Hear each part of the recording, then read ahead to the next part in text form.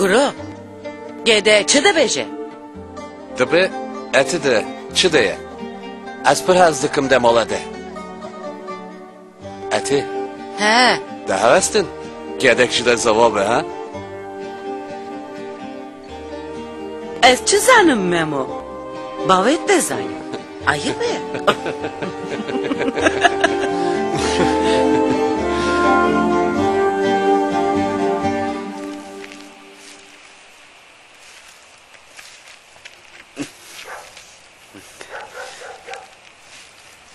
شو نظفت الزريبة؟ صباح الخير، شو بلاقيك فايق بكير؟ خالي داخل على عرضك. خير، شو بدك هالمرة؟ دخيلك، أنا لازمني مصاري. من كل عقلك عم تحكي؟ ايه وليش لازمينك هلا؟ شو بدك تساوي فيهم؟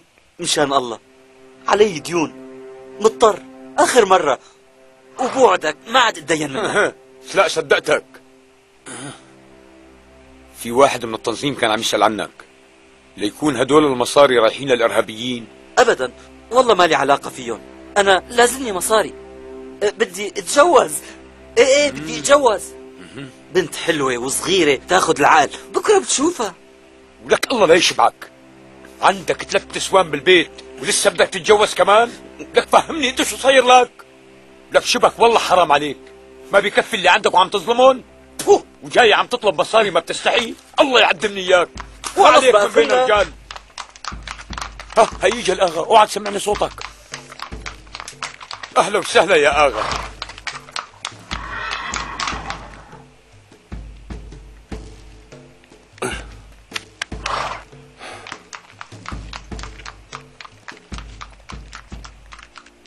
خير، شو صاير؟ ليش رمزي هون؟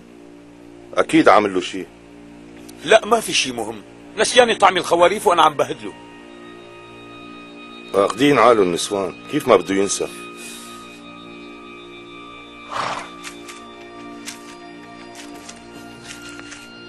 لا شو عامل هي الضيعة لعمر اغا، وهو بيدعم التنظيم ونص اهل الضيعة كمان. طلع فيني. تعرف شو راح يصير اذا بتطلع صارف المصاري تبع التنظيم؟ الارهابيين ما راح يتركوك عايش. هي انا عم حذرك، ان شاء الله ما تكون صارف المصاري.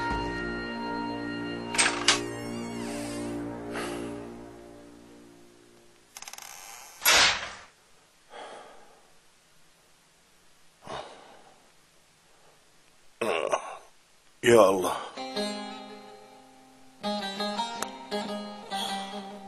تسلم لي. طمني، كيف صرت حبيبي؟ أحسن؟ ايه الحمد لله. منيح، هيك بدي إياك. الله يرضى عليك. حزير شو؟ جبت لك معي شغلة، بس تدهم من هذا المرهم رح تطيب. عن جد بابا رح أطيب؟ ايه طبعا حبيبي، خليك هيك لا تتحرك.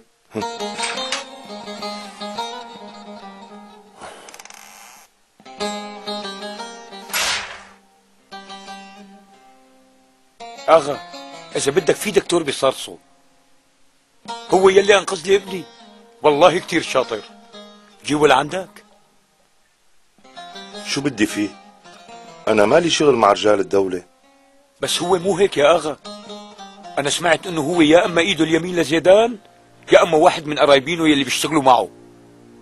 اصلا زيدان على ايده الحسان. طمن يا اغا، هذا الزلمه فيك تثق فيه. هيك لكان قلت لي ساعد زيدان، ما هو من رجاله، ما هيك؟ منيح منيح. لا تنسي شو حكينا، أنا رايح على موقعي. طيب ماشي.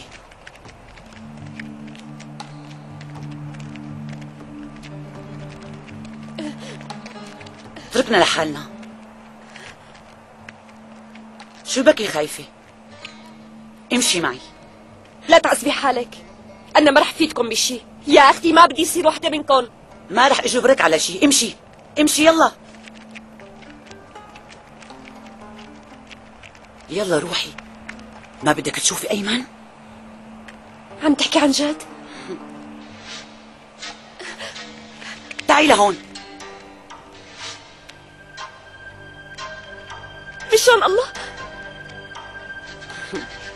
امسكي خليه معي، يعني الجبل مليان طباع، أكيد رح يلزمك. امسكي.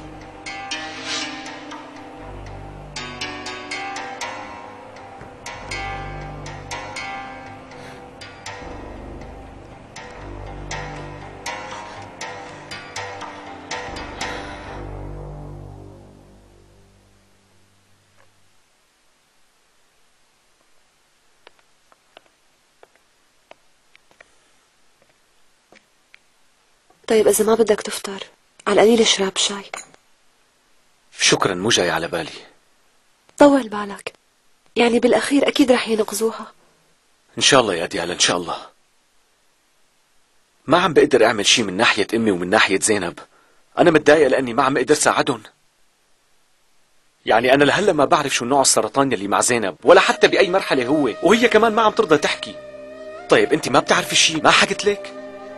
أنا كل شي قالت لي إياه إنه معها سرطان وبمراحل خطيرة كتير. معناها أكيد على هالحكي هي مع صور وتحاليل. لو سمحت ديالا حاولي إنك تجيبي لي إياهم منها. أكيد ما رح ترضى دكتور. إيه؟ السلام عليكم دكتور طارق. وعليكم السلام. أهلا وسهلا. ليكون ابنك صار له شي؟ لا، هو منيح، بس والله الأغا تبع ضيعتنا في عنده ولد صغير هيك مريض شوي. هالمسكين يا حرام كل جسمه عليه نقط حمراء، وحرارته ما في غير عم تطلع وتنزل. بدي إياك تروح معي، الولد كتير تعبان، وإذا بتعالجه بتفضل علينا. طيب جاي معك. روح، الله يكتر من أمثالك يا دكتور. أنا عم بستناك برا، جيب أغراضك والحقني. يلا لاحقك. ديالا ديالا، حاولي تجيب الصور من زينب لو سمحتي.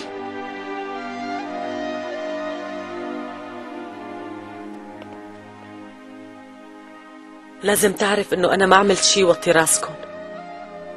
تاني مرة لا تسمع كلام عمك، ماشي؟ علي طلع فيني لشوف. خلص أنا نسيت يلي صار، بس لا تعيدها. بعرف إنك متضايق. جيب شنطتك، بدنا نروح.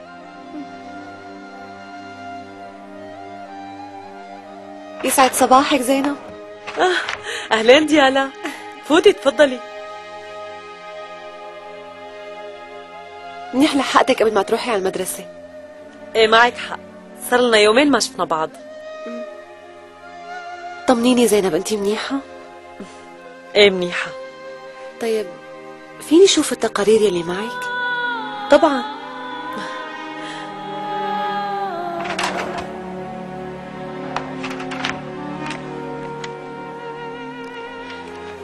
بس ما قلتي لي شو بدك فيهم؟ قلت لحالي بركي بقدر ساعدك بشي. ما في حدا يساعدني هلأ، الورم كتير كبر. منحاول زينب. شو رأيك تعطيني اياهم مشان شوفهم بكتاب الطب يلي عندي؟ أنا متأكدة إنه بقدر ساعدك. معلش ما بدي، أنا ما بدي طارق يشوفهم. طمني، ما رح أقول لطارق شي. إذا بتريدي ديالا، ما بدي.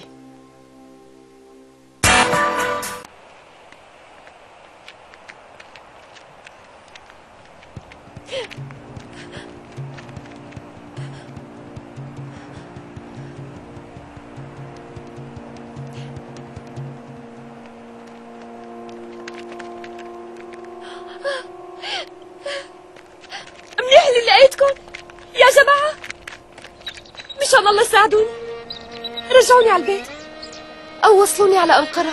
تكرم عينك، رح نساعدك، بس انت كمان بدك تساعدينا. انت شو قصدك؟ هلا ما عاد فهمتي؟ بعد عني. تعي لهون، تعي. لا تقرب، والله العظيم بقيت لك. بدك توصيني ما هيك؟ ها؟ لا تقرب. لا تقرب. وقفي وليه؟ يلا جيبوها، والله لا اسلخ جلدك والله. تعي لهون. خلص تعالوا لشوف. والله تهريك ممثل فظيع. لكن حبيبي. ايش يا زيدان؟ بتكفوا ما غير كم يوم، نزلوا على الضيعة ماشي. حاضر معلم. تخلصوا من هالبدات بالأول. أمرك معلم. صحيح. تمام معلم. من وين راحت البنت؟ من هون معلم. ماشي. يلا نشلح شباب.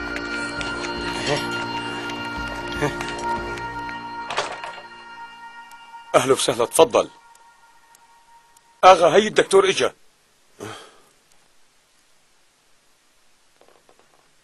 السلام عليكم يا أهل. وعليكم السلام. يا أهلين، تفضل على الديوان. شرف. أهلا وسهلا، نورت. تفضل. عود. شرفتنا بهالزيارة. طمني، كيفك؟ ما تواخذني، بس ما بعرف احكي كردي. ايه عادي، مو كتير مهم. شو سمعنا عنك كتير دكتور، البركة، صيتك معبي الدنيا. سمعت انك شاطر وساعدت ناس كتير وقدرت تنفذهم من الموت. رب العالمين اللي ساعدهم، انا بس عملت واجبي، هذا كل شيء. سمعت كمان انك انقذت زيدان وقت كان مريض، ما هيك؟ وقالوا لي انه لولاك كان مات. عن جد انت قدمت لنا خدمة كبيرة وبتستحق مكافأة. ما فهمت، على شو بدك تكافئني؟ شو؟ عاملتك هي خدمتنا والتنظيم رح يكافئك. زكو جيب الأمانة. تحت أمرك. بدي اشوف المريض لو سمحت. معلش اقعد شوي، ما رح يهرب يا زلمة. تفضل دكتور. شو هاد؟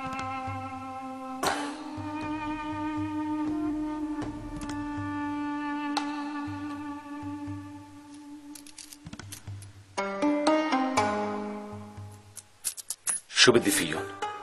خذهم، هدول صاروا من حقك. يعني لازم تعرف انه زيدان مو بس قرايبك، هو كمان واحد من اهم رجالنا. ما فهمت عليك، شو قصدك؟ اصلا هذا زيدان ماله قرايبي. يعني انت مالك من عشيرة زيدان؟ ما قل لي لشوف من اي عشيرة انت؟ انا مالي من كل هالمنطقة، انا من اسطنبول. يعني انت مالك كردي، ما هيك؟ انت دكتور تركي. يلا اطلع من بيتي، يلا. ولا كلب، انت كيف بتفوت على بيتي؟ انا ما بيشرفني اني استقبل واحد مثلك، فهمت؟ اسمع شو بدي اقول لك، اذا بشوفك بالضيعة رح اقتلك. الع يلا امشي معي، يلا يلا. يلا عنكم كلاب. انت ليش عملت هيك؟ عمر اغا ما عاد يخليك تشوف ابنه، والله حرام يا زلمه، وضعه كتير صعب. طيب كنت قل له انك كردي.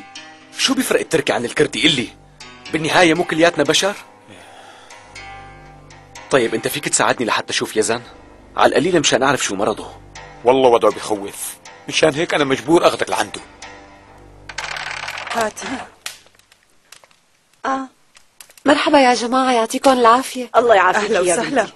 إذا جاية لعند زينب فهي بالمدرسة. ايه أنا بعرف هالشي، بس الصبح وقت اجيت لعندها نسيت شالي بأوضتها، مشان هيك اجيت اخده.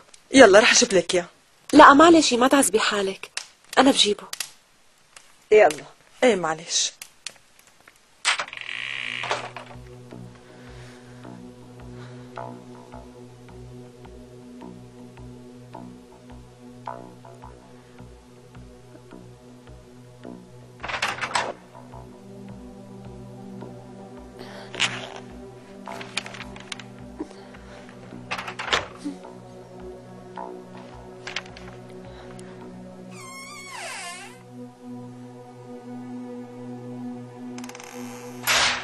أهلين عمو، شوفي.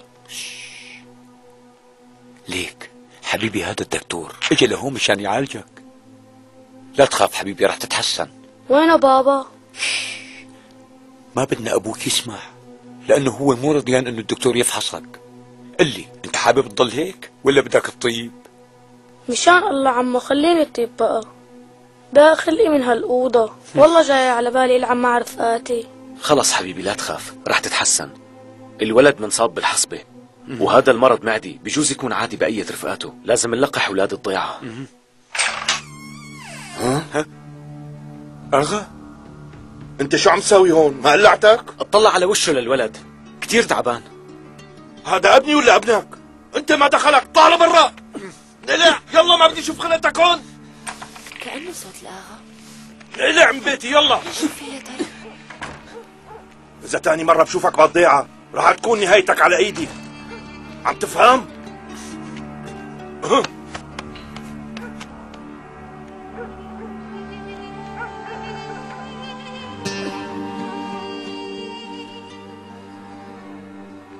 انت ولا زكو، اذا تاني مرة بتجمعني مع هيك عالم كلاب قلعك من الشغل، ومو بس هيك رح اقلعك من الضيعة كمان. سامحني يا اغا. يلا روحوا، يلا بسرعة بسرعة. زكو. نعم يا اغا. قال صحيح بدك تزوج بنتك لهذا العسكري؟ انت كيف تعمل هيك شي بدون ما تاخذ رأيي مو انا الكبير تبعكم؟ يعني الشغلة صارت فجأة. هو بيكون رفيقه لابني. شو بيعرفنا منين هو؟ آدم كتير، وهو يلي ساعد ممه وقت انصاب. بعدين الشاب من عالم وناس. انت ما جاوبت على سؤالي. انت بتعرف منيح شو قصدي. هذا الشاب كردي ولا لا؟ تركي يا اخا. مستحيل تتم هالجوازة. بتروح بتقول له مالك نصيب عنا. احسن ما انا اقول له.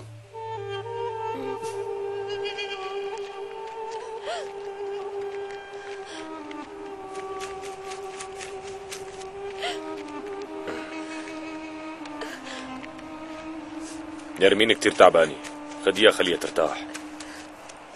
بس أنا ما عاد فيكي تروحي الأرني، عم يدوروا عليكي. انت قتلتي عسكري، ما راح يتركوكي. بعدين شفتي كيف تصرفوا معك. انت محلك بيناتنا. والله كلامه مزبوط، هاد أحسن مكان إليك. شفتي حقيقة يلي عم نحاربون؟ روحي.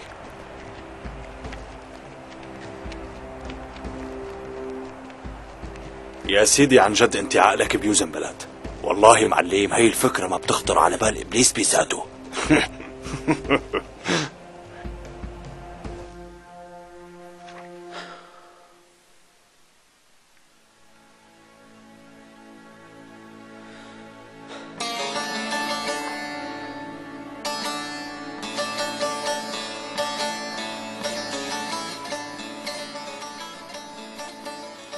شو طلع معك؟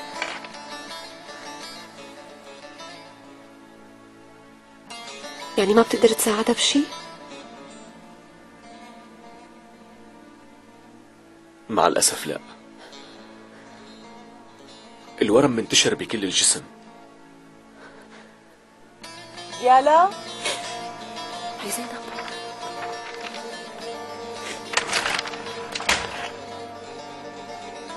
أهلين زينب. صاير شي؟ ديالا، حابة أحكي معك على انفراد ممكن؟ طبعا.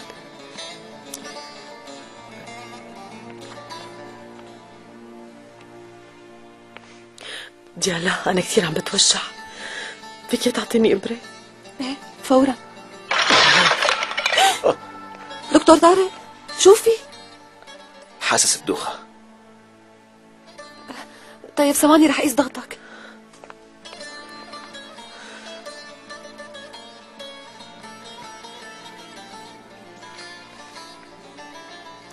ما في داعي انك تقيسي، اكيد نازل.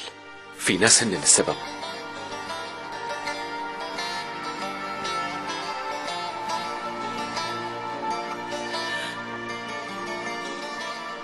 لازم يضل لحاله مشان يرتاح. امشي زينب.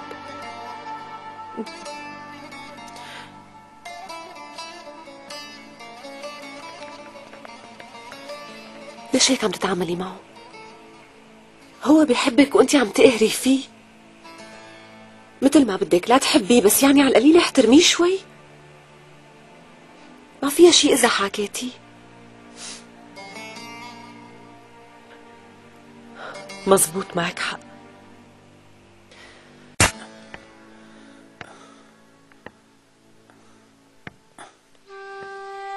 أهلين عمو، ما طولت. شبك بابا؟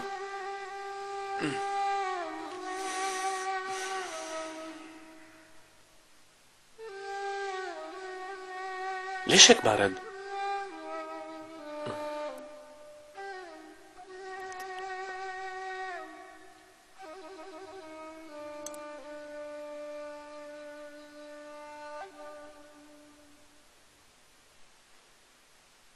مين جاب الأكل لهون؟ أكيد بتكون ديالا.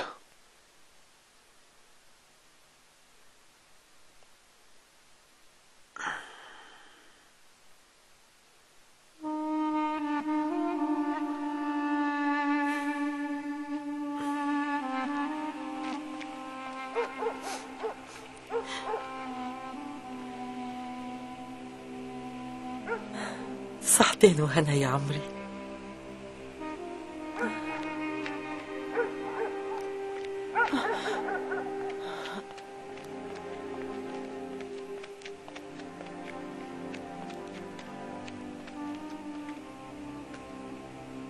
شو بدها هي كمان؟ ليش جاية لعنده؟ والله ماني عارفة أنا شو جابها بهالوقت. زينب؟ صاير شي؟ هلا أنا ما زعجتك ما هيك؟ لا أبدا، بس تفاجأت. أنا حابة أعتذر منك. والله ما كان بدي كل هالشغلات تصير. أنا غلطت بحقك، بتمنى أنك تسامحني. عن جد أنت إنسان كتير منيح وبتستاهل أحسن مني.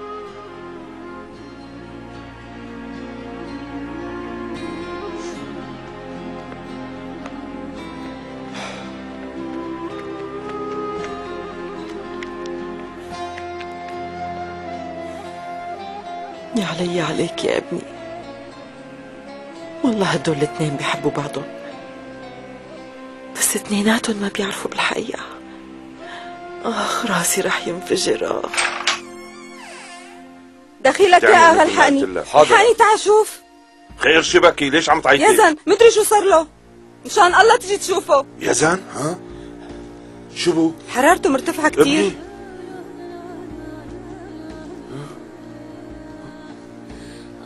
الولد مثل النار، ما تحطي له كمادات مي باردة. الولد مثل النار عوام. يلا بسرعة.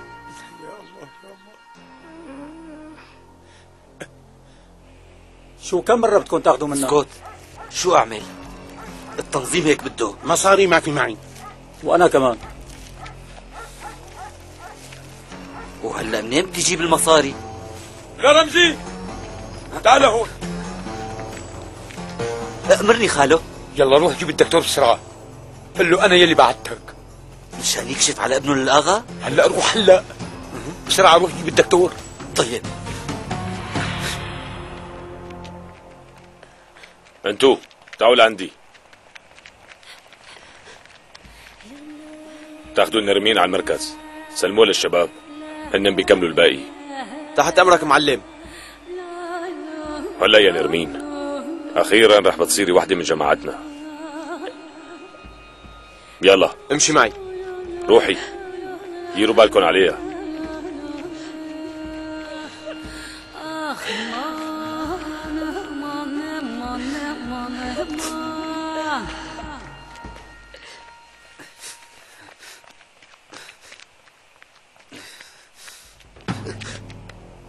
بلا ما تسألني عن خديجة هلا.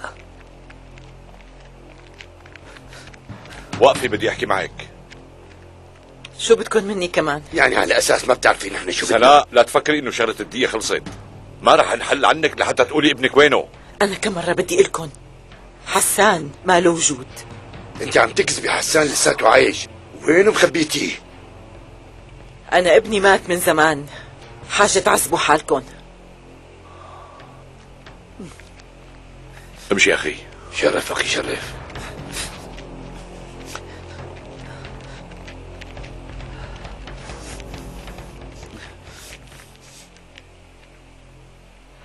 تتذكري شو عملنا؟ قلنا انه حسان مات مشان ننقذه. حافظي على هالسر لحتى يضل اخوك عايش بيناتنا. والله هذا الضابط طلع ابن اصل، ما هي؟ يعني كبره وعلمه وعمل منه زلمه.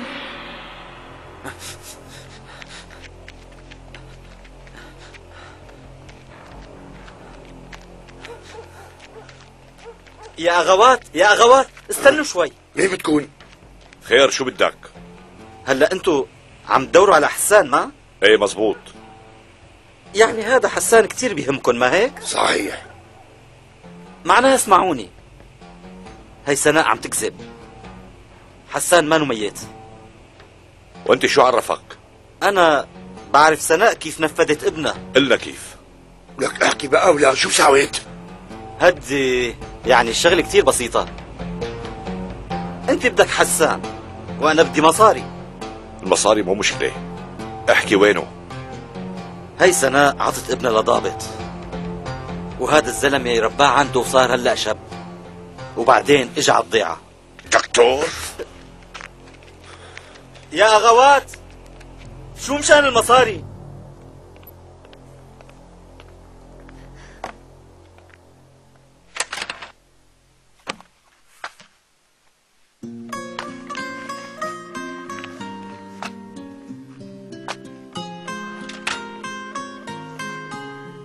حاسستك اليوم أحسن.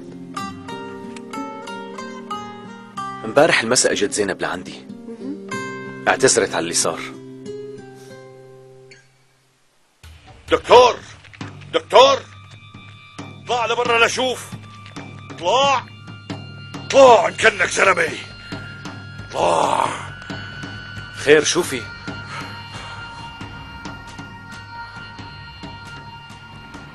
المرحوم ابوك كان في عنده رفيق عسكري باسطنبول؟ طبعا كان عنده، لانه هو كان ضابط وكل عمرنا عايشين باسطنبول. طيب كان في عنده رفيق ضابط بهالنواحي هي؟ هلا ليش عم تسالوا هاي الاسئله؟ لك انت شو دخلك؟ جاوب، مو مهم تعرف ليش عم نسال. اخي اتركه، شبك اهدى شوي، كل شيء عندك ضرب، اتركني انا عم بحكي. اسمعني، لانه نحن دائما كنا نشوف سناء لاحقته للمرحوم ابوك، وحسينا في موضوع مخبى علينا. وشو هالموضوع اللي بده يكون بين سناء وابي؟ لك يا عم شو بتكتر اسئله؟ طول بالك شوي خلينا نفهم. دكتور، القصه انه سناء من زمان هربت ابنها الصغير من الضيعه واعطيته لواحد ضابط خدم هون. وانتو مفكرين انه ابي بيجوز بيعرفوا؟ ايه يعني الا لحالنا بركي بيعرفوا. انا بعرف كل رفقات ابي يلي خدموا هون، بس ما بتصور انه تصلوا لهم. طيب انت ولا مره سمعتوا عم يحكي عن هيك قصه؟ ابي بعمره ما جاب لي سيره عن سناء. صدقني لو بعرف شيء كنت حكيت لك. معقول ما بتعرف؟ لا كذاب، قلت لك مستحيل يحكي. امشي.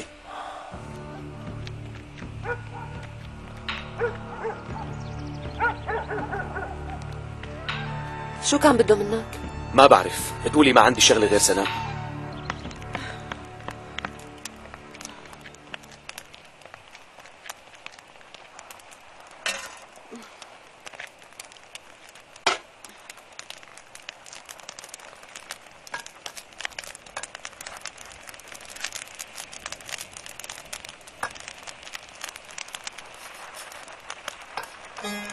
والله أنا مالي ذنب. ليش هيك عم يصير معي؟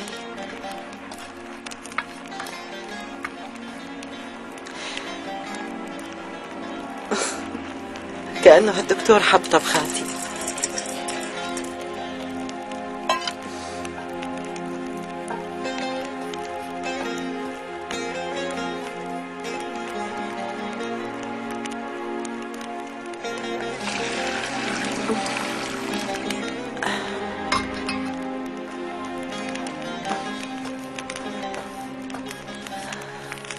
أكيد رح يحبهم. في حدا ما بيحب طبخ أمه؟ بدي ضل أطبخ له. لإمتى؟ لإمتى بده يضل بعيد عني؟ سناء، دخيلك يا رب تصبرني سناء. عليهم. فهموني شو لسه بدكم مني؟ لك هالحرمة ما فيها خجل ولساتها عم تسأل. يا رب تصبرني. هلأ ما عاد شاغل بالكم غير هالسيرة؟ ابني حسان مات فهمتوا؟ حلوا عني بقى، انقلعوا لبرا. سناء، عم تكذبي على الفاضي. حسان مو ميت، وبنعرف انك هربتيه وعطيتيه لضابط من اسطنبول، مو هيك؟ احكولي لشوف مين اللي قالكن هالشي؟ رمزي اللي قالنا. صهرك رمزي. صهري رمزي؟ ايه صهري عم يكذب. سناء، نحن عرفنا الحقيقة. هلا عرفنا ليش انت كنتي عم تلحقي ابوه للدكتور طارق. معك مهلي ساعتين.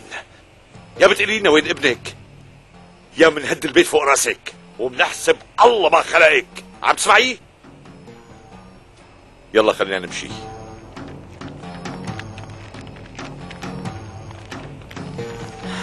يمكن سمعني وانا عم بحكي مع خديجة. قديشك خاين يا رمزي.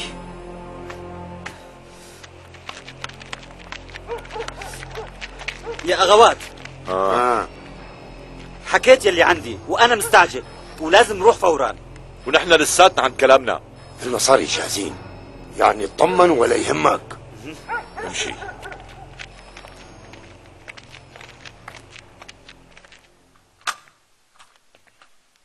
مو صفيان عنا لقاح الحصبة. بلكي لسه في بالمستودع. إذا في جيبي لي إياهن. عم تفكر بالولد يلي بضيعة التانية ما؟ مزبوط. بتعرف شغلي؟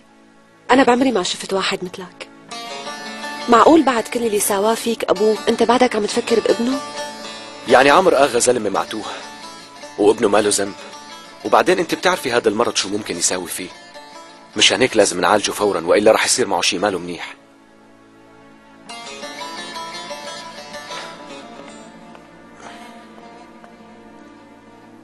سلامتك يا عمري، سلامتك يا قلبي.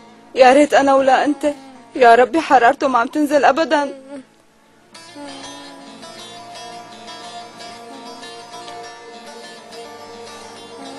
وضعه كل ماله عم يرجع لورا.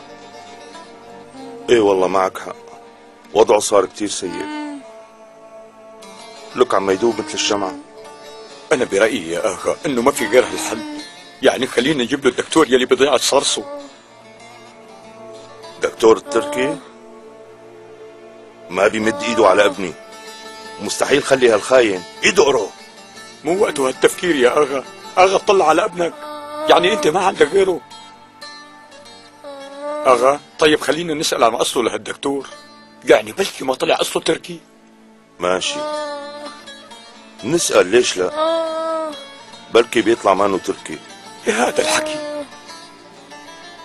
لحظة زكو. أمور يا أغا.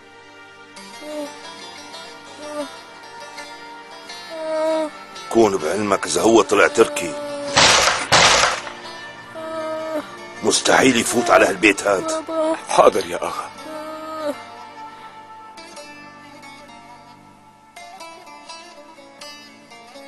العمى قديش عنيد هالزلمة، لك ابنه عم يموت وشوفوا بشو هو هلا عم يفكر. لك شو بتفرق إذا كان كردي ولا تركي؟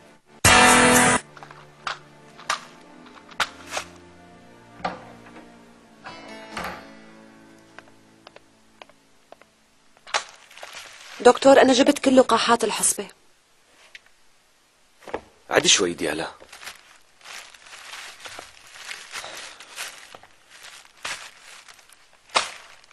هذا الدواء مشان زينب. بدك يعني أعطيها إياهن على أساس إنه مني مو منك، ما هيك؟ إيه.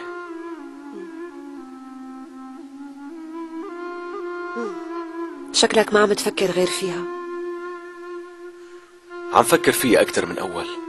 زينب عم تحاول تخبي وجعها عني، بس أنا بعرف إنها عم تتعذب، وهالدواء هذا رح يساعدها ويخفف من وجعها.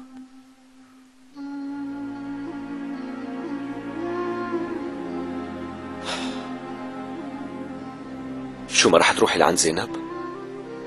بلا طبعا رايحة. ما في شيء تاني بنقدر نساوي لها يا ديالا. سبق وقلت لك زينب بآخر مراحل مرضها.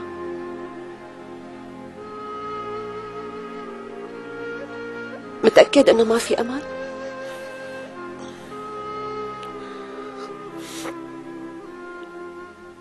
وهلا مين رح يحل المسألة يلي علّه؟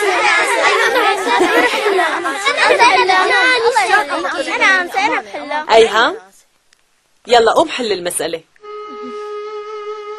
أيهم لا تكون خجلان تطلع على اللوح. إذا مانك عرفان كيف تنحل أنا رح ساعدك واشرح لك طريقة الحل. اتفقنا؟ اتفقنا. يلا لشوف ارفع راسك هيك. هيك برافو عليك. حبيبي مراد انت قوم حلا. حاضر أنسة. 7 زائد 4 يساوي 2 زائد 1 يساوي 3 وباليد معنا 41. برافو عليك. 7 زائد 4 يساوي 11 و2 زائد 1 يساوي 3 وباليد 1 يساوي 41. صاروا 39. اي دكتور تركوية. اي دكتور اسمه خشم. تعي خالتي تعي.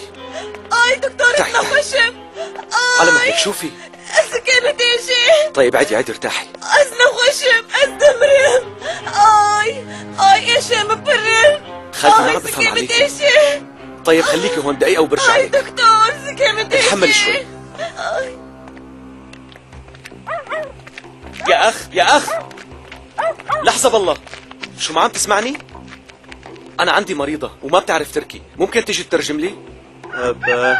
أبا ماشي فهمت عليك. يسلموا.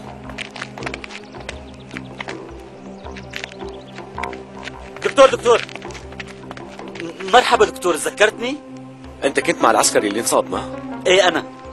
بعتني زكو أبوه لهذا العسكري وبده إياك تيجي على ضيعتنا لأنه ابن الآغا مرضان. تفضل. ماشي، بس هلأ بالأول أنت لازم تساعدني. تعال. مساعد شو بقى؟ تعال فوت. استمرم. اسألها شو بسألها.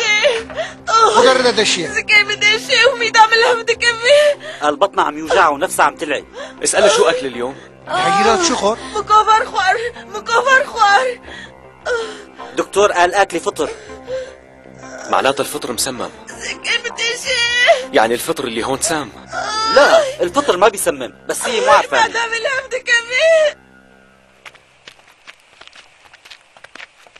ديالا أنا كنت جاية لعندك. خير إن شاء الله. حبيبي علي سبقني شوي وبلحقك. خير ديالا شو في؟ لقيت لك عنا شوية أدوية، أنا واثقة إنها رح تفيدك. ما عاد في شي يفيدني. ما بيصير تقطعي الأمل. زينب كرمالي خديت دواء، يعني على القليلة بيخف الوجع.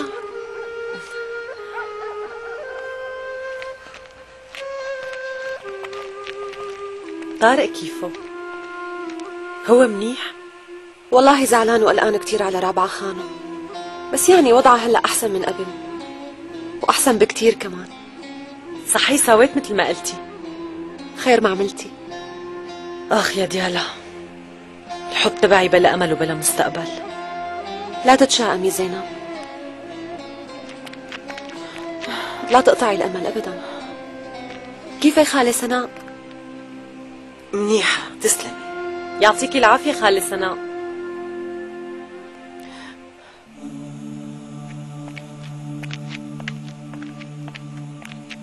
ليش هيك عم تعاملني؟ أكيد مشان شغلة التار اللي مع أبوكي. لا يا ديالا، هالشغلة من يومها موجودة. أنا متأكدة إنه في سبب تاني زعجها.